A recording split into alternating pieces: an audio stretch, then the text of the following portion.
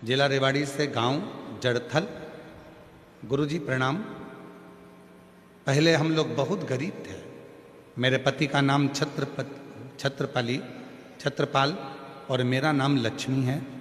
हमने बहुत सालों तक, महीनों तक हम प्रजापति हैं। तो हम लोग ईंट के भट्टे पर काम करते हैं। हमारा खुद का कोई भट्टा नहीं है, दूसरे के ईंट के भट्टे पर हम काम करते हैं, ईंट ढोते हैं। गुरुदेव, हमने अपने बच्चे की पढ़ाई ईंट ढो ढो कर 10वीं तक की कराई और 10वीं की पढ़ाई करने के बाद बेटा भी ईंट ढोने में लग गया। हमने हमारे बेटे से कहा कि बेटा ईंट तो ढो पर साथ में थोड़ी पढ़ाई भी कर। 10वीं तक सरकारी स्कूल में पढ़ाकर बेटे को भी काम पर लगाया। एक दिन बेटे ने कहा, माँ, क्या जैसे दूसरे लोग सरकारी नौकरी कर सकते हैं तो क्या मैं भी कर सकता हूँ? मैंने अपने बेटे से कहा कि उसके लिए तो और पढ़ना पड़ेगा। तब मेरे बेटे ने पढ़ना प्रारंभ करा। गुरुदेव, बेटे के लिए हम इधर उधर से पैसा लाते और उसको अच्छे स्कूल में पढ़ाते एक दिन बेटे ने पढ़ाई तो कर ली पर उसका कोई योग नहीं बना नौकरी का। तो हिम्मत हार गया। माँ, इतना पढ़ने के बाद अगर मैं ईंट के भट्टे की ईंट ढोऊं तो क्या काम? तब मैंने अपने बेटे से कहा कि मैं ईंट बनाते बनाते वो सियोर वाला बाबा है ना, उसकी कथा सुनती हूँ मोबाइल पर। सेठ जी उसका ट्रैक्टर में कथा लगा देता है, वो सुनने को मिलती है। तू भी उसकी कथा सुन।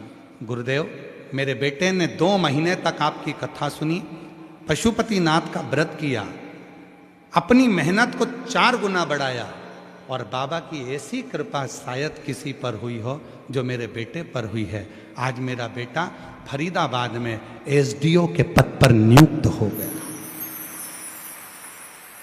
आज मेरा बेटा फरीदाबाद में एसडीओ के पद पर नियुक्त हो गया। शायद दुनिया में किसी पर कृपा करी तो वो मेरे बेटे पर मेरे बाबा ने कृपा करी। कहीं बैठी हो,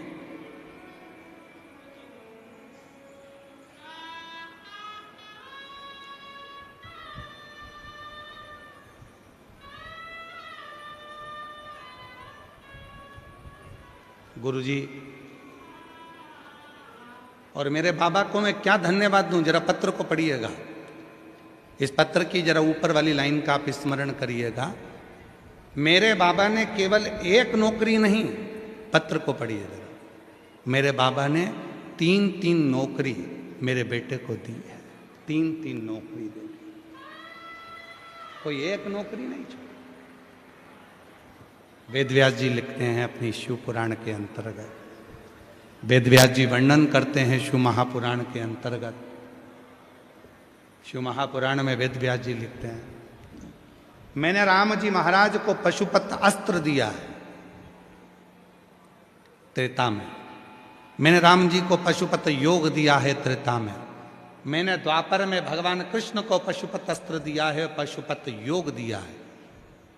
तब कली काल के लोगों के लिए, कलयुग के रहने वाले मनुष्यों के लिए, इनकी कार्य सिद्धि के लिए आपने क्या दिया है?